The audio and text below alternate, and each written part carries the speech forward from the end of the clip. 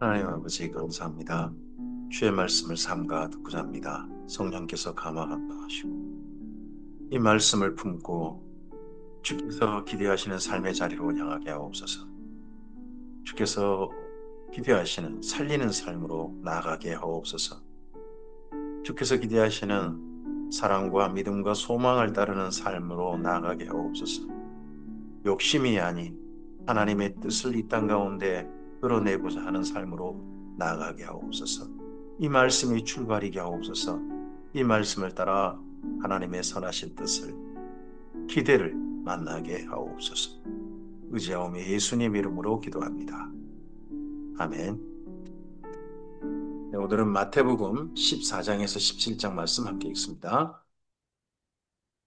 유대인에게 전하는 예수님의 이야기를 어, 유대인이 듣기에 가장 알아듣기 쉬운 익숙한 방식으로 전합니다. 특히 질문과 토론의 방식이 들어가 있고, 그리고 또 특별히 구약 성경의 한 권이 아, 모델이 되어 있습니다. 그 한 권이 다이당 이야기인 사무엘 하서입니다.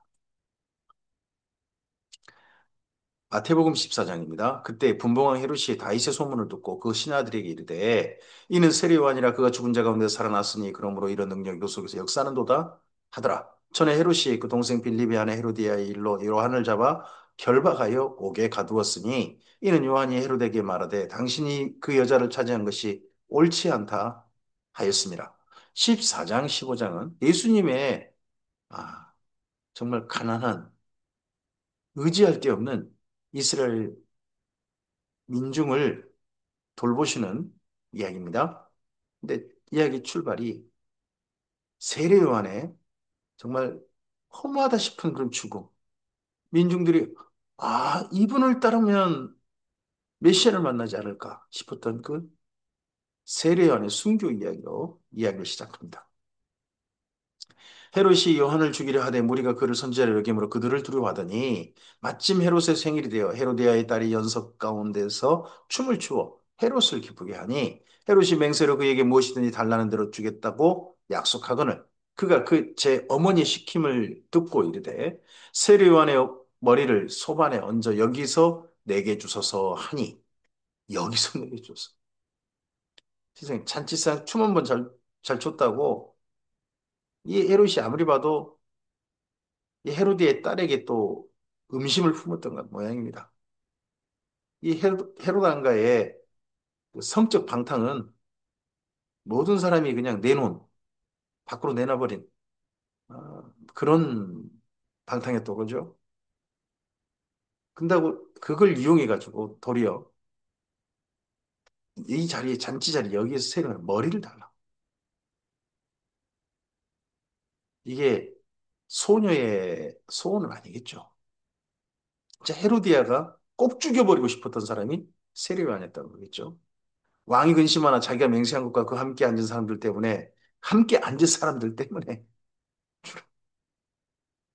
이렇게 허무하게 세례요한이 순교당하고 맙니다. 명하고 사람을 보내요. 옥에서 요한의 목을 베어 그 머리를 수반에 얹어 소녀에게 주니 그가 자기 어머니에게로 가져가니라. 요한의 제자들이 와서 시체를 가져다가 장사하고 가서 예수께 아뢰니라. 예수께서 들이시고 배를 타고 떠나사 따로 빈들에 가시니 무리가 듣고 여러 골로부터 걸어 따라 나간지라. 어떤 사람들이 예수님을 찾아온 겁니까? 세례 요한을 의지하고 세례 요한의 기대를 가졌던 사람들이 의지할 데가 없는 겁니다. 그들이 예수님께 나옵니다. 빈들. 그 빈들이 있던 누가 있었습니까? 빈들에 가면 세례 요한이 있었습니다. 근데 빈들로 가셨습니다. 그러자 무리들이 세례 요한을 바라봤던 그 무리들이 예수님을 바라보고 나옵니다. 예수께서 나오사 그 큰 무리를 보시고 불쌍히 여기사 큰 무리들 그들을 보고 불쌍히 여기사 그 중에 있는 병자를 고쳐 주시니라. 세례와는 세례를 주었습니다. 예수님은 병자를 고치셨습니다. 빈들까지 병자 이런 이들이 나왔습니다. 빈들에 있는 세례관을 찾아갔던 그들, 의지할 데 없는 그들이었을 것입니다. 시달리고 있던 그들이었을 겁니다. 로마, 헤로도 왕가, 그리고 바리새인과 사두개인 같은 종교 지도자들, 이 모든 이들에게 눌리고 눌리고 눌렸던 그런 이들이었을 것입니다. 돈 없고 가난하고 그래서 몸에 질병이 있지만 어디가 치료를 받지도 못하고 그랬던 이들일 것입니다. 그들이 예수께 나와 예수님께 불쌍히 여기셨습니다. 저녁이 되매 제자들이 나와 이르되 이곳은 빈들이요 때가 이미 저물었으니 무리를 보내어 마을에 들어가 먹을 것을 사 먹게 하소서. 세례요한은 이런 오병이 같은 기적을 베푼 적이 한 번도 없습니다. 그럼에도 불구하고 민중들은 이 세례요한이 빈들에 있는데 밥을 굶어가면서 아니 애초에 밥을 늘 굶는 게 일상이었는지도 모르죠. 그런 이들이 예수님을 이 세례요한을 쫓아왔던 것처럼 예수님을 떠나지 못합니다.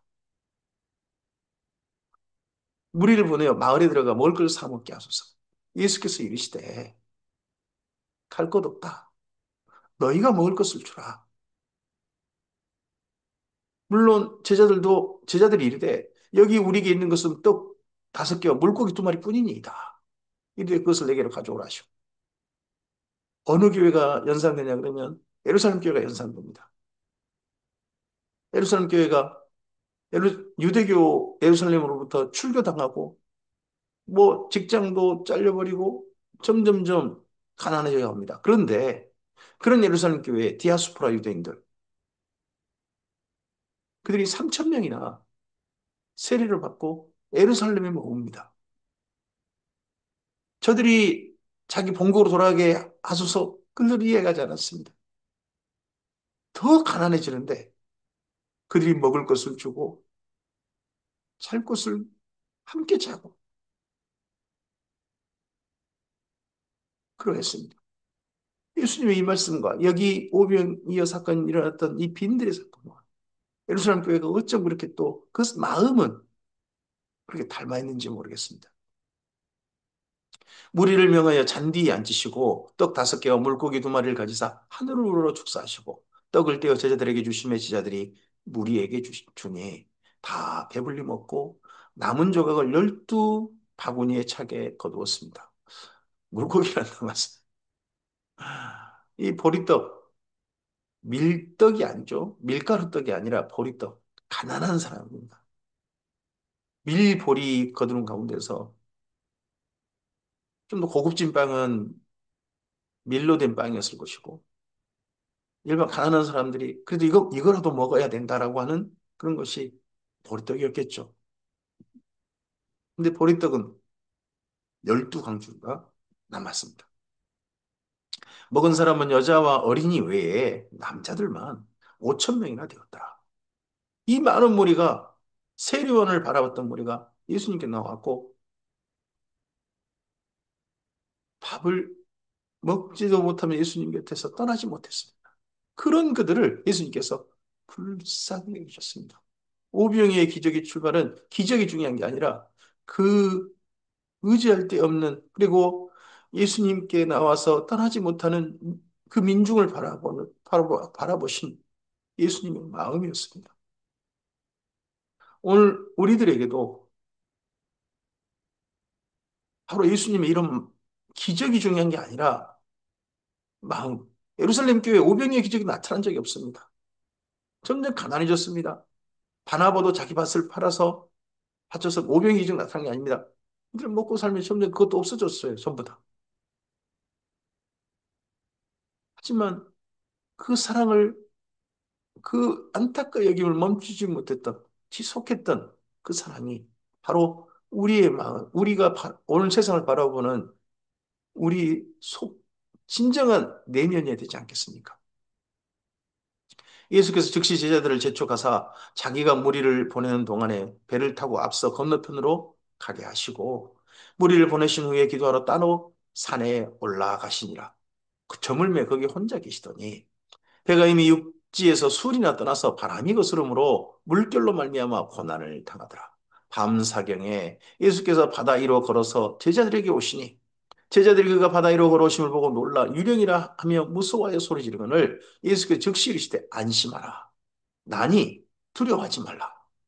베드로가 대답하여 이르되 주여 만일 주님이시거든 나를 명하사 무리로 오라 하소서 하니 이 무리로 걷는 이 사건 이게 베드로가 증언한 증언 그대로를 기록한 성경이 마가복음입니다. 근데 마가복음에는 이 무리에서 힘겨웠던 사건을 기록하면서 베드로가 걸었던 사건은 말하지 않습니다. 근데 마태 유대인들에게 믿는 유대인들에게 이때 물 위를 이 고난 당할 때 베드로가 물 위를 걸은 적이 있다 하는 이 사건을 여기 마태복음에 기록합니다. 마태복음에서 마태는 자기가 이때 본격이잖아요. 목격한 사건이잖아요.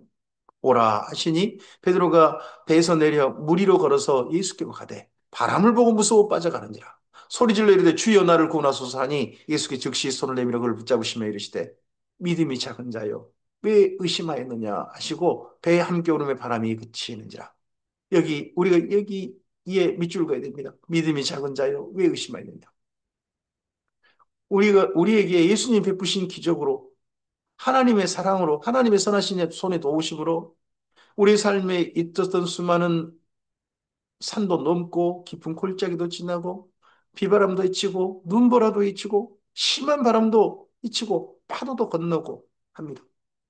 그렇게 건너는데 그 모든 게 내 능력, 내 가진 힘, 내 사랑하는 사람들의 도움 아니 사실 하나님이 도우심이었는데 그 이면에 오병이어 사건 금방 잊어먹는 거죠.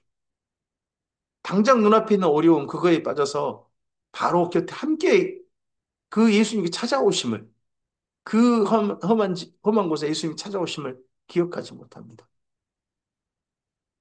그때 예수님의 이 질문을 우리는 기억해야 됩니다. 믿음인 작은 자여 왜 의심하였느냐. 배에 있는 사람들이 예수께 절하며 이르되 진실로 하나님의 아들이로소이다 하라. 그들이 건너가 게네사렛 땅에 이르니 그곳 사람들이 예수이신 줄을 알고 그 근방 두루 통제하여 모든 병자를 예수께 데리고 와서 다만 예수의 옷자락이라도 손을 대게 하기를 간구하니 손을 대는 자는 다 나음을 얻으니라. 이 게네사렛 지역에 있는 사람 모든 병자들도 어떤 사람들입니까? 질병이 걸렸지만 치료받지 못하는 치료할 엄두를 못 내는 그런 상황에 그런 상태에서 가족을 책임지고 생계를 책임지고 삶을 살아야 되는 바로 안타까운 이들이었을 겁니다. 예수님께서 그들에게 이 치료해 주시면서 보험 혜택 가지고 비용 받았다고 돼 있습니까? 아무것도 받지 않으셨습니다. 기적이 기적은 예수님께 주신 선물이 사랑이었습니다. 근데 그 기적 내면에 그 민중을 바라보신 예수님의 마음은 불쌍히 여기심이었습니다. 마태복음 15장입니다. 그때 바리새인과 서기관들이 예루살렘부터 예수께 나와 이르되 당신의 제자들이 어찌하여 장로들의 전통을 범하나이까? 떡을 먹을 때 손을 씻지 아니하나이다. 대답하여 이르시되 너희는 어찌하여 너희 전통으로 하나님의 계명을 범하느냐? 하나님이 이르셨을 때 너희 부모를 공경을 하시고 또 아버지나 어머니를 비방하는 자는 반드시 죽임을 당하리라 하셨거늘. 여기 손을 씻지 않고 먹는다. 장로들의 전통. 아, 이게 장로 전통뿐만 아니라 구약성경 보면 손을 씻고 먹으라고 되어 있습니다. 이건 기본적인 청결이고 하나님께서 건강을 위해서 또 부탁하신 이스라엘을 사랑하시 주신 규례죠. 계명이죠. 근데 이걸 저는 베드로 같으면 범할 수 있다고 봅니다. 자기 배도 배가 아니고 책임져야 될 생계를 책임져야 될 가족, 부양가족이 그렇게 있고 임대료 내야죠. 먹고 살아야 되죠. 이 모든 것들을 배 한 척에 물고기 잡아서 모든 걸 하는데 쉴 틈이 어디 있겠습니까? 먹는 거 그냥 손 씻고 먹을 틈 어디 있습니까? 얼른 먹고 바로 일해야죠. 그런 습관이 이때 나왔을 것입니다. 이런 걸 이거 가지고 또 이제 핑계가 된 거죠. 이거 아주 그냥 아, 참 결국 예수님께 제자들 스스로 그렇게 생각했을 겁니다. 아, 예수님 공격할 빌미를 또 우리가 제공했다. 아, 난 참, 나 못났다. 막 이런 생각을 했을지 모르겠습니다. 근데 예수님께서 그 제자들을 돌보셨습니다. 바리새인들을 편들어 주신 게 아니라 제자들을 돌보셨습니다. 너희는 이르되 누구든지 아버지에게나 어머니에게 말하기를 내가 들여 유익하게 할 것이 하나님께 드림이 되었다고 말하면 그 부모를 공경할 것이 없다 하여 너희 전통으로 하나님의 말씀을 폐하는다. 이 악한 전통을 만들었어요. 지금 교회도 이런, 자칫하면 이런 식으로 만들었습니다. 사람을 이해하는 부모를 공경하라는 계명도 하나님의 엄연한 계명이고 하나님을 사랑하는 계명도 엄연한 계명입니다. 근데 부모님을 향한 계명을 하나님을 사랑하라는 계명 담으로 둬가지고 부모님께 마땅히 드려야 마땅한 것을 하나님께 드리면 된다. 어디도 하나님 그렇게 말씀하신 적이 없습니다. 내 부모를 공경하는 것이 하나님을 공경하는 것이다. 이렇게 되어 있습니다. 근데 이 법을 이렇게 만들고 그러다 보니까 지금도 교회가 모든 것이 하나님 우선이다. 물론 하나님 우선이죠. 하나님 먼저 살아야 된다. 맞습니다. 근데 사람에게 마땅히 써야 할 걸 하나님께 드린다. 그래서 하나님께 드린 게 뭔데요? 예배당 짓기에 성금하라. 이런 것이 하나님을 사랑하는 것이다. 부모님께, 뭐, 사람들에게 할 거 가장 먼저 목회자에게 해라? 이런 식으로 가르치면 바리새인이나 다를 게 뭐가 있습니까? 외식하는 자들아, 이사야가 너희가 나의 잔리언하이도다 일렀을 때 이 백성이 입술로는 나를 공경하되 마음은 내게서 멀도다. 사람의 계명으로 교훈을 삼아 가르치니 나를 헛되이 경배하는도다 하였느니라. 헛되이 경배. 경배한다고 해요. 근데 헛된 경배란 거죠. 헛된 경배. 저는 제일 무서운 게, 제일 두려운 게 나중에 주님 앞에 심판대에 섰을 때 너 헛짓거리 하고 왔다, 야. 이 말씀 듣는다면 정말 무서울 것 같습니다. 정말 그 순간 큰 충격을 갖습니다. 인생 전체가 너 잘못 살았다. 아, 교회에서 열심히 한다고, 최선을 다한다고 했는데, 너 그거 잘못 산 거다. 하고 그 자리에서 그 말씀을 듣는다면, 정말 얼마나 끔찍하겠습니까? 무리를 불러, 무리를 불러 이르시되, 듣고 깨달으라. 거기 바리새인들, 이들은, 서기관들, 이들은 아예 무시해버리고, 무리 얘기를 부르셨습니다. 듣고 깨달으라. 입으로 들어간 것이 사람을 더럽게 하는 것이 아니라 입에서 나오는 것이 사람을 더럽게 하는 것입니다. 이에 제자들이 나와 이르되 바리새인들이 말을 듣고 걸림이 된 줄 아시나이까? 예수께 대답하여 이르시되 심은 것마다 내 하늘 아버지께 심지 않으신 것은 뽑힐 것이니 그냥 두라. 그들은 맹인이 되어 맹인을 인도하는 자로다. 만일 맹인이 맹인을 인도하면 둘이 다 구덩이에 빠지리라 하시니 베드로가 대답하여 이르시되 이 비유를 우리에게 설명하여 주옵소서. 예수께서 이르시되 너희도 아직까지 깨달음이 없느냐? 입으로 들어가는 모든 것은 배로 들어가서 뒤로 내버려 진 줄을 알지 못하느냐? 입에서 나오는 그것들은 마음에서 나오나니 이것이야말로 사람을 더럽게 하느니라. 마음에서 나오는 것은 악한 생각과 살인과 간음과 음란과 도둑질과 거짓 증언과 비방이니 이런 것들이 사람을 더럽게 하는 것이요 씻지 않은 손을 먹는 건 사람을 더럽게 하지 못합니다. 더럽게 한다. 부정하다. 다른 말로 해볼까요? 사람을 썩게 한다. 시체에 나오는 시독이죠, 이게. 죄라는 시체하고 우리가 주검하고 묶여 있으면요. 시체의 독이 사람을 감염시킵니다. 악한 생각, 살인, 간음, 음란, 도둑질, 거짓 증언, 비방. 이런 것들이 시체의 썩은 독인 거죠. 이런 썩은 독이 우리 인생에 점점 감염되고 있다면, 우리 점점 많이 나타나고 있다면, 그 사람에게는 죄라는 시체가 묶여 있는 겁니다, 아직.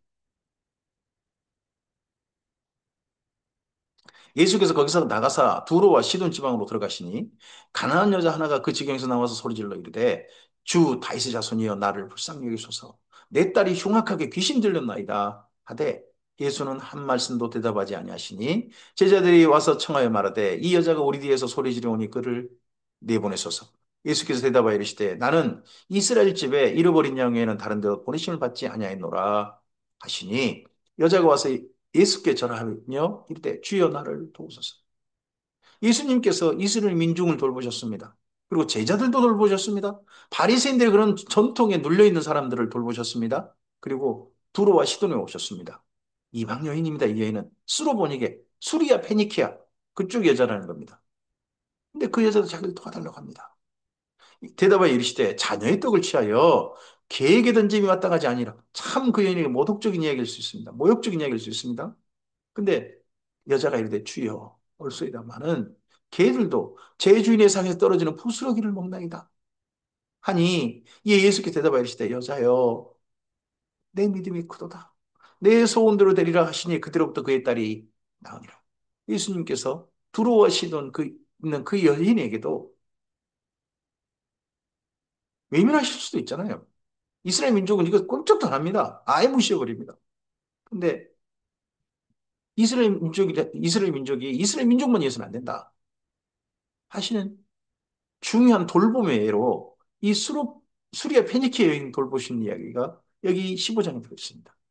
이스라엘 민족을 돌보신 이야기가 오병이의 사건 나타났고 제자들을 돌보신 이야기가 바리새인들의 전통에 눌려있는 제자들을 보호하시는 이야기로 집에 들어간 게 사람을 더럽게 하는 게 아니라 속에서 나온 게 진짜 사람을 더럽게 한다 하시는 말씀을 그걸 적극 옹호해 주셨고 수리아 페니키아 여인, 드로 시돈 여인도 이렇게 돌보셨습니다.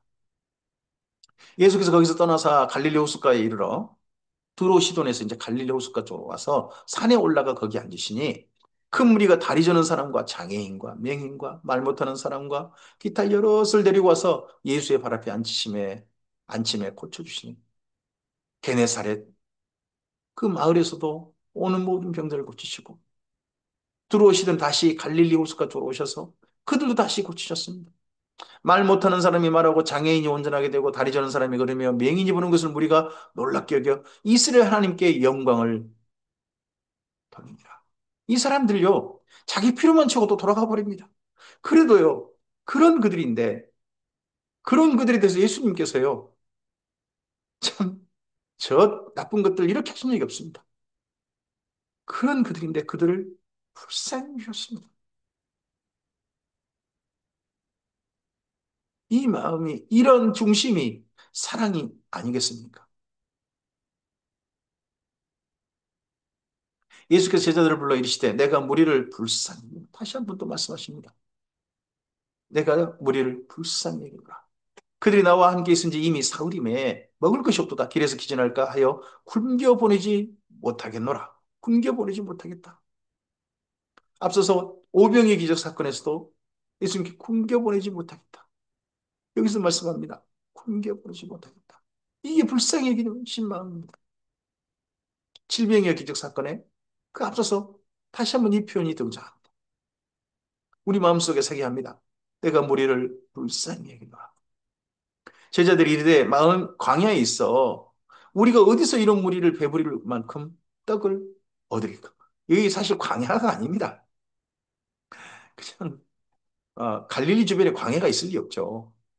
저쪽 유대 남방 뭐 네게브라든지 그런 데라면 광야겠습니다만 여기 갈릴리 주변을 가보면 이제 빈들이라 할 수는 있습니다. 하지만 거기 광야는 아닙니다. 다만 좀 과장법인 거죠. 과장법. 광야에 있어. 제 제자들 스스로 그렇게 얘기하는 겁니다. 예수께서 이르시되 너희에게 떡이 몇 개나 있느냐?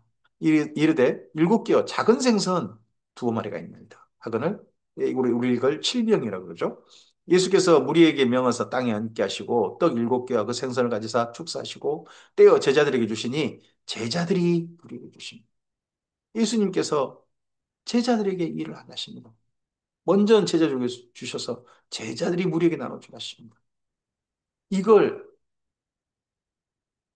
그대로 실천했던 광야 같은 예루살렘에서 그대로 실천했던 광야 같은 디아스포라 유대인들이 사는 삶의 자리에서 이걸 실천했던 이들이 맨 처음 유대인 중 믿는 유대인들 아니었습니까?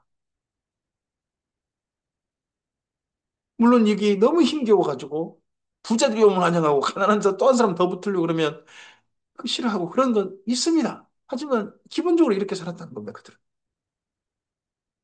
다 배불리 먹고 남은 조각을 일곱 강조에 차게 얻었으며 먹은 자는 여자와 어린이 외에 4천 명이었더라. 앞서서는 5천 명이었죠. 이번에는 4천 명이었더라. 예수께서 무리를 흩어보내시고 배에 오르사 마가단 지경으로 가시니라. 마태복음 16장입니다.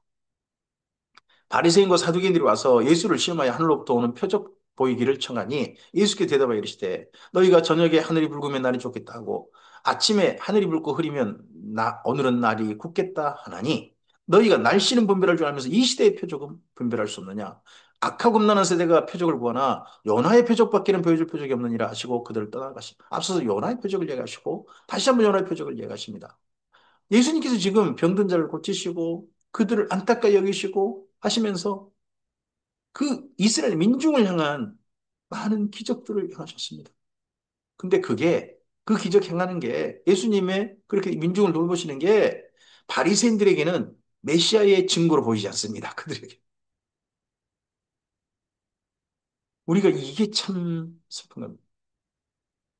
하나 꼬투리 잡아가지고 그것 때문에 진정 하나님의 뜻을 따르는 사람을 갖다가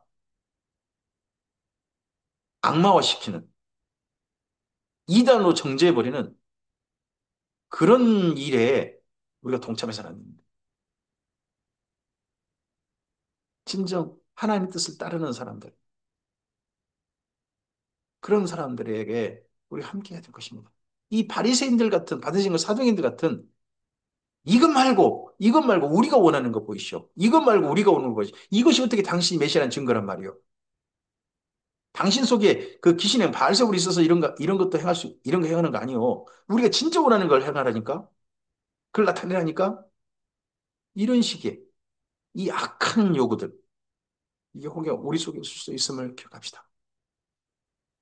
제자들이 건너편으로 갈새 떡 가져가기를 잊었더니 예수께서 이르시되 삼가 바리새인과 사두개인들이 누룩을 주의하라 하시니 제자들이 서로 논의하여 이르되 우리가 떡을 가져오지 아니하였다 하거늘 예수께서 아시고 이르시되 믿음이 작은 자들아 어찌 떡이 없으므로 서로 논의하느냐 너희가 아직도 깨닫지 못하느냐 떡 5개로 5천 명을 먹이고 죽은 것이 몇 바구니며 떡 7개로 4천 명을 먹이고 죽은 것이 몇 강조였는지를 기억하지 못하느냐 예수님께서 바리새인과 사두개는 누룩을 주의라고 했는데 이 제자들은 그 남은 강주를 안 가져왔다. 이런 쪽으로 생각을 연상합니다. 아마도 먹거리에 집착하는 이들이 이 제자들의 머릿속에 제가 있었을 것이고 그러다 보니 그랬던 것 같습니다. 하나도 안 가져왔다. 야. 좀 가져올 걸. 이쪽 연상은. 우리도 꼭 그렇죠. 말씀 들으면 하나님 예수님께서 말씀하신 하나님께서 말씀하신 그 의도를 따라 듣는 게 아니라 내 필요를 따라 듣고 내 필요가 연상되어지는 그런 쪽으로 생각을 가져가 버리는 그걸 브레인스토밍이라고 합니다. 내 생각 쪽으로 가져가 버리는 그런 좀 안타까운 모습이 우리에게 있죠. 제자들도 그때 그러합니다. 근데 예수님께서 너희 생각을 그쪽으로 가져가면 어떡하냐? 내가 하는 말을 진정 내 말 의도를 생각하지 아니하고 하고 예수님께서 조금 나무라십니다. 그러시면 다시 한 번 말씀하십니다.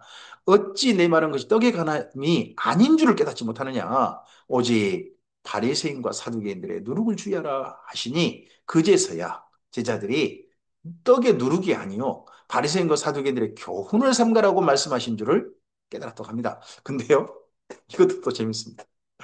마가복음에서는요, 네, 깨닫지 못했다고 돼 있습니다. 근데 여기 마태복음에서는 깨달았다고 있습니다. 그러고 봐서는 똑같은 말씀을 드렸던 마가복음이 베드로 사도의 증언이니까요. 베드로 사도는 솔직하게 인정하는 것 같습니다. 그때 나 못 깨달았다. 그 말이 뭔 말인지 몰랐다. 계속 먹을 거에 집착이 베드로는 심했던 것 같습니다.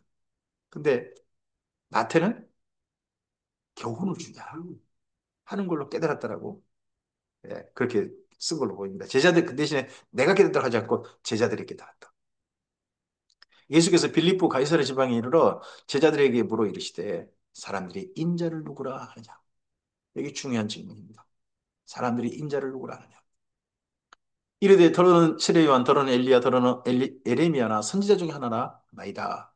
더 중요한 질문이십니다. 이르시되 너희는 나를 누구라 하느냐? 우리가 꼭 밑줄 그어야 될 마태복음, 마가복음, 누가복음 이 3대 복음의 이 세 복음의 공통 질문입니다. 너희는 나를 누구라 하니? 시몬 베드로가 대답하여 이르되 주는 그리스도시요 살아계신 하나님의 아들이십니다. 예수께서 대답하여 이르시되 바요나 시몬아 요한의 아들 시몬아입니다. 바로 요한인데 그게 히브리식으로 발음하다 보면 바요나 이렇게 돼버린 거죠. 네, 바요나 시몬아 내가 복이 있도다. 이를 내게 알게 한 이는 혈육이 아니요 하늘에 계신 내 아버지시니라. 또 내가 내게 이르노니 너는 베드로라. 내가 이 반석 위에 내 교회를 세우리니 음부의 권세가 이기지 못하리라. 내가 천국 열쇠를 내게 주리니 내가 땅에서 무엇이든지 매면 하늘에서 매일 것이요 내가 땅에서 무엇이 풀면 하늘에서 풀리리라 하시고 이에 제자들에게 경고하사 자기가 그리스도인 것을 아무에게도 이르지 말라 하시니라. 네, 열두 사도가 이 베드로의 신앙 고백 중심으로 여기는 또 베드로가 고백한 걸로만 되어 있습니다. 열두 제자도 다 함께 그렇게 고백했다라고 되어 있습니다. 그 고백 위에 베드로를 중심한 그 고백 위에 주님의 교회가 세워집니다. 그 주님의 첫 번째 교회가 예루살렘 교회인 거고, 그 다음 교회가 수리 안디옥 교회인 것이고, 그리고 바울이 개척한 교회들, 또 베드로 사도가 다니면서 개척했던 교회들, 모든 사도들이 다니면서 주의 마음을 전해서 개척하고 있던 모든 교회들이 이 고백이 있습니다. 이 고백 위에 교회가 세워져야 됩니다. 교회는 건물 안에 대지에 땅 위에 세워진 건물이 아닙니다. 신앙 고백의 공동체입니다. 이 진정한 공동체, 이 진정한 주님의 공동체를 통하여서 진정 공동체 천국에 들어가는 문이 되어야 합니다. 우리 교회를 찾아온 이들이 저는 천국에 들어가는 초대받은 이들이었으면 좋겠습니다. 문을 열어서 이 세상에게 문을 열어서 진노와 사망과 온갖 부정과 더러움에 그렇게 내버려진 세상에서 생명의 세계로 하나님의 사랑의 세계로 초대하는 바로 교회가 그 문이 저는 우리 교회였으면 좋겠습니다. 이에 제자를 경고하사 자기가 그리스도인 것을 아무에게도 이지 말라 하시니라. 이때로부터 예수 그리스도께서 자기가 예루살렘에 올라가 장로들과 대제사장들과 서기관들에게 많은 고난을 받고 죽임을 당하고 제3일에 살아나야 할 것을 제자들이 비로소 나타내셨습니다. 마태복음 16장, 17장은 두 번째 예수님의 전도이십니다. 첫 번째 전도가 너희는 나를 누구라 하느냐 신앙으로 본 장면이고 두 번째 17장에서는 변화산 사건이 가장 중요한 중심에 있습니다. 그리고 난 다음에 그 중간에 뭐가 있습니까? 예루살렘에 예수님의 전도입니다. 예루살렘에서 죽임당하고 고난받아 죽임당하고 제3에 살아나야 할 것을 이게 진정한 예수님이 걸어가실 길이심을 나타내셨습니다. 전도하신 겁니다. 그 길을 따르라고. 베드로가 예수를 붙들고 항변하여 이르되 주여 그리하지 마옵소서 이 일이 결코 주께 미치지 못하려 어떻게 주님이한테 그런 일이 일어나야 됩니까? 그런 일이 일어나서 안 됩니다. 메시아가 어떻게 그런 일을 갑니까? 자기 생각의 메시아 그게 빠져 있는 거죠. 예수께서 돌이키시며 베드로에게 이르시되 사탄아 내 뒤로 물러가라 너는 나를 넘어지게 하는 자다. 내가 하나님의 일을 생각하지 아니하고 도리어 사람의 일을 생각하는도다 하시고 이에 예수께서 제자들에게 이르시되 누구든지 나를 따라오려거든 자기를 부인하고 자기 십자가를 지고 나를 따를 것이니라. 누구든지 제 목숨을 구원하고자 하면 잃을 것이요 누구든지 나를 위하여 제 목숨을 잃으면 찾으리라. 사람이 만일 온 천하를 얻고도 제 목숨을 잃으면 무엇이 유익하리요? 사람이 무엇을 주고 제 목숨과 바꾸겠느냐? 우리 안에 진정한 생명, 하나님의 생명으로 우리 안에 있어서 그 생명이 우리를 살리는 그런 길을 걷고자 한다면 예수님을 따라가는 겁니다. 고난 받으시고 죽임 당하시고 부활하는 이 길을 따라가는 겁니다. 이 말씀이 제자들을 향한 말씀이기도 하고 이 편지를 받을 믿는 유대인들을 향한 말씀이기도 할 겁니다. 그리고 이 말씀이 지금까지 보존되어 우리에게 들려주고 있습니다. 우리에게도 이 길이야말로 진정 생명의 기름을 죽음의 길이 아니라 생명의 기름을 우리에게 계시하고 계십니다. 인자가 아버지 영광으로 그 천사들과 함께 오리니 그때 각 사람이 행한 대로 갚으리라. 그 행한 대로 그 길을 따라왔느냐는 거죠. 그 생명의 길로 왔냐는 거죠. 생명의 길로 온 사람들은 생명으로 갚으실 겁니다. 그 생명이 뭡니까? 영생인 생명이죠. 진실로 너에게 이르노니 여기 서 있는 사람 중에 죽기 전에 인자가 그 왕권을 가지고 올 것을 볼 자들도 있느니라. 이 볼 자 있다 그러니까 이들이 살아있을 때, 살아있을 때는 아니고 실제 봤죠. 계시받았죠. 베드로 사도가 계시받은 것 같고, 그리고 사도 요한이 또 계시받았죠. 그래서 12사도 중에 예수님의 재림의 광경을 계시받은 이들이 많은 거죠. 마태복음 16장입니다. 17장입니다. 엿새 후에 예수께서 베드로와 야고보 그 형제를 데리고 따로 높은 산에 올라가셨더니 그들 앞에 변형되사 그 얼굴이 해같이 빛나며 옷이 비가 같이 휘어졌더라. 네, 이 변화산 사건이라고 그러죠. 그때 모세와 엘리야가 예수와 더불어 말하는 것이 그들에게 보이거늘 베드로가 예수께 여쭈어 이르되 주여 우리가 여기 있는 것이 좋사오니 만일 주께서 원하시면 내가 여기서 초막셋을 짓때 하나는 주님을 위하여 하나는 모세를 위하여 하나는 엘리야를 위하여 하리이다. 말할 때에 호련히 빛난 구름이 그들을 덮으며 구름 속에서 소리가 나서 이르시되 이는 내 사랑하는 아들이요 내 기뻐하는 자니 너희는 그의 말을 들으라 하시는지라. 이 말씀이 언제 선포됐습니까? 예수님께서 맨 처음 공생에 시작할 때 세례 받으실 때. 그리고 이 변화산에서 하나님께 또 말씀하셨습니다. 근데 이 말씀을 들은 이들은 세 명이었습니다. 베드로, 야고보, 요한. 제자들이 듣고 엎드려 심히 두려워하니 예수께서 나와 그들에게 손을 대시며 이르시되 일어나라 두려워하지 말라 하시니 제자들이 눈을 들고 보매 오직 예수 외에는 아무도 보이지 아니하더라. 예수님만 보이면 됩니다. 성령님 오셔서 우리에게 오직 예수님을 오신다라고 고린도전서 2장에서 말씀하십니다. 예수님 보면 됩니다. 보이는 예수님, 명백히 보이신 예수님, 앞서 걸어가신 예수님의 뒤를 따라 가면 됩니다. 이 변화선에서 변화되신 그 모습을 일부러 보이신 까닭은 뭡니까? 너희가 맨 마지막에 나를 따라오면 맨 마지막에 바로 이 길을 걸음. 예수님의 전도시죠. 우리를 향한 초대이십니다. 내가 곧 길이요 진리요 생명이다. 나를 따라오라. 그러면 아버지를 만나게 될 것이다. 그들이 산에서 내려올 때 예수께서 명하여 이르시되 인자가 죽은 자 가운데서 살아나기 전에는 본 것을 아무에게도 이르지 말라 하시니 제자들이 물어 이르되 그러면 어찌하여 서기관들이 엘리야가 먼저 와야 하리까? 나이까? 와야 하리라 하나이까? 예수께서 대답하여 이르시되 엘리야가 과연 먼저 와서 모든 일을 회복하리라. 이 엘리야가 먼저 와야 된다. 이 이야기가 이 말씀 인용이 말라기 3장 1절이죠. 세례 요한을 먼저 오리라 한 엘리야인 걸 이 바리새인과 사두개인들은 인정하지 않아요. 자기들이 인정하지 않으니까 예수님도 엘리야 다음에 온 바로 말라기 3장 1절을 실현하신 성자신 그분 아니다라고 그들은 그렇게 주장하는 거죠. 세례요한이 뭐가 오리한 엘리야야? 뭐 이런 식으로 얘기하는 거죠. 왜요? 하늘에 불을 내린 적이 없잖아요. 그래서 그랬을까요? 내가 너에게 말하느니 엘리야가 이미 왔을 때 사람들이 알지 못하고 임의로 되어 있도다. 임의로 지네들 마음대로 되어 있도다. 인자도 이와 같이 그들에게 고난을 받으리라 하시니 그제서야 제자들이 예수께서 말씀하신 것이 세례 요한인 줄 깨달으니라. 세례 요한을 임의로 대접하는 사람들이 누굽니까? 임의로 되어 있던 사람들이 누굽니까? 예루살렘의 종교 지도자들이었습니다. 그리고 그 지도자들이 휩쓸린 수많은 사람들이었습니다. 저는 이것이 지도자의 중요성이라고 생각합니다. 사실은 우리가 성경을 믿는 게 아니라 어떤 사람들의 성경 해석을 믿습니다. 그 해석을 주도하는 이들이 누굽니까? 종교 지도자들입니다.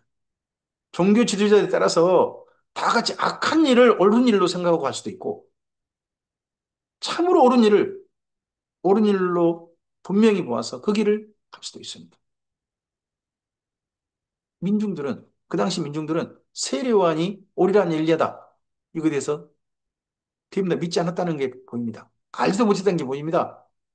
예수님 이 말씀에 겨우 제자들이 세례요한인 줄 깨달았다는 겁니다. 오리안 엘리야가 세례요한인 줄. 그때서야.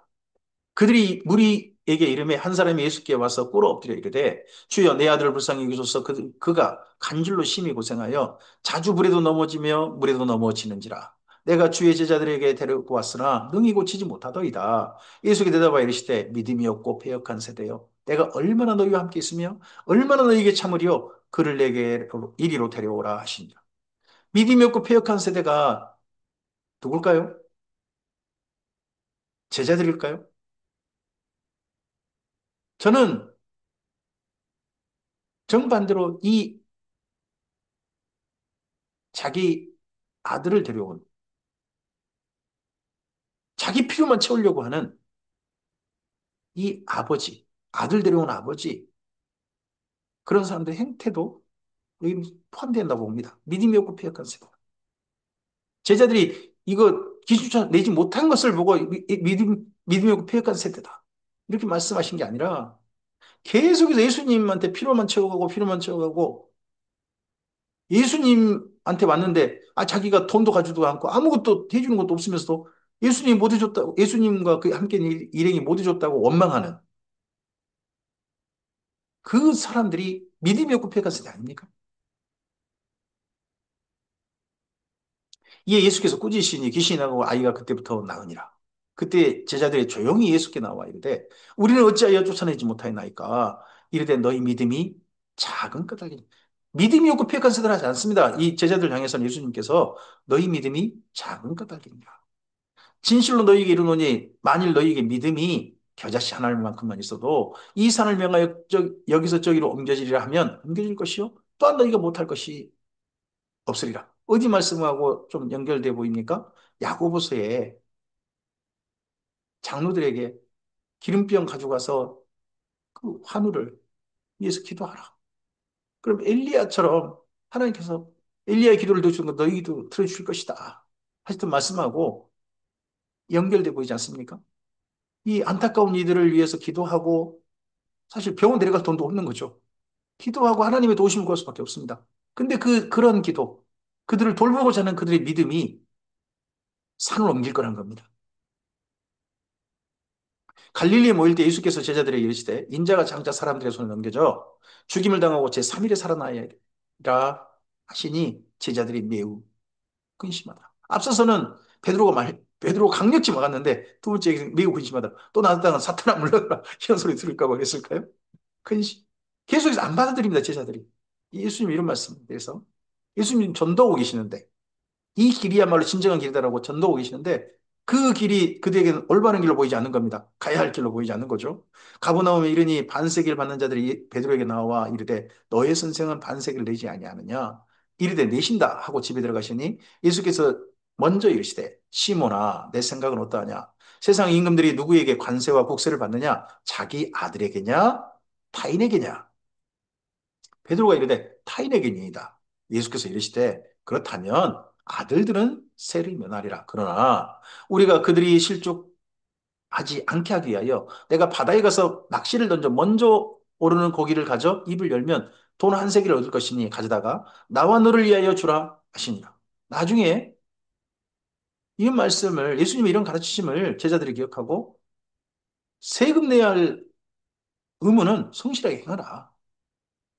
로마 제국이 세금 내라 하는 강요를 해도 그거 당연히 해라.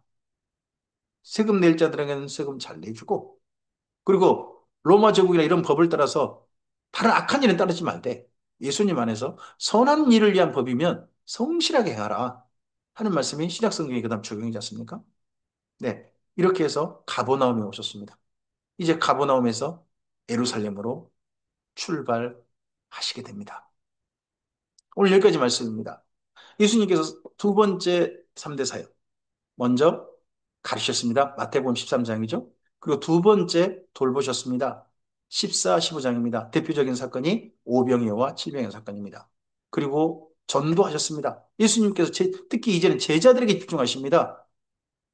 16장 너희는 나를 누구라 하느냐. 17장 네 변화산에서 변화되셨고 그리고 제자들에게 그들이 정말 지금 받아들이지 못하는데 그래도 말씀하십니다. 고난당하시고 제3일에 죽으시고 그리고 부활하시는 이 길을 자꾸 이야기하십니다. 이 길로 따라오라고 하신 게 예수님의 전도이십니다. 오늘 이 말씀들을 기억하고 마태복음에서 정말 말씀하고 싶은 예수님의 이 길, 마태 사도가 예수님의 사역을 3대 사역으로 이렇게 정리하면서 우리를 바라보고 있습니다. 이 글을 읽을 이들을 바라보고 있습니다. 저는 예수님을 이렇게 받고 이 길을 따라온 사람입니다. 이제 예수님의 사역을 당신이 이렇게 소개하는 까닭은 당신도 이런 예수님을 따라 나와 함께 이 생명의 길로 가자고 한 겁니다. 당신은 어떻게 하시겠습니까? 하는 저자의 질문 또한 성령의 감동을 따라 오늘 우리 받으셨으면 좋겠습니다. 주께서 허락하신 아름다운 길로 한결같이 걸어가는 주님이 먼저 가신 길을 따라가는 이 하루 되시기를 바랍니다. 성령께서 도우실 줄 믿습니다. 감사합니다.